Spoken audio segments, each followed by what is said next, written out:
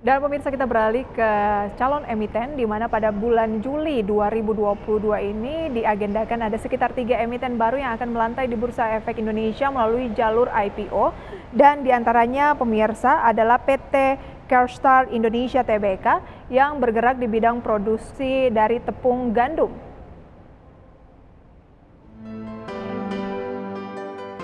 Perusahaan yang bergerak di usaha industri tepung dan perdagangan serealia, PT Cerestar Indonesia Tbk akan menggelar penawaran umum perdana atau Initial Public Offering.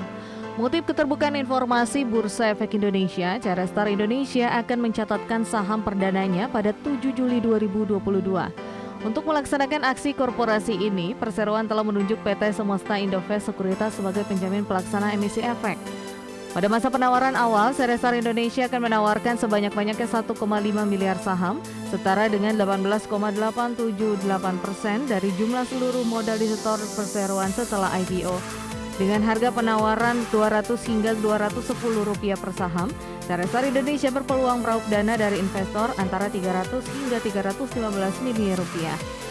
Perseroan akan memakai dana IPO antara lain sekitar 46,67% digunakan sebagai setoran modal kepada perusahaan yaitu PT Harvestar Flour Mills. Setoran modal digunakan untuk pengembangan bisnis yaitu belanja modal untuk pengembangan dan peningkatan kapasitas pabrik.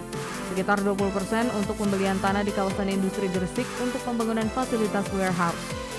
Tidak hanya itu, sekitar 33,33% digunakan untuk setoran modal kepada perusahaan anak PT Agristar Grain Industry yang selanjutnya digunakan untuk pengembangan bisnis yaitu belanja modal untuk pembangunan fasilitas warehouse dan packing facility di Cilegon.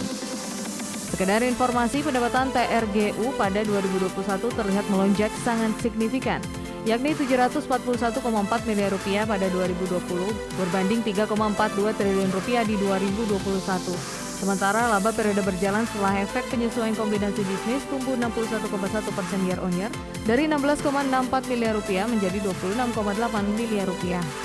Berbagai sumber IDX Channel.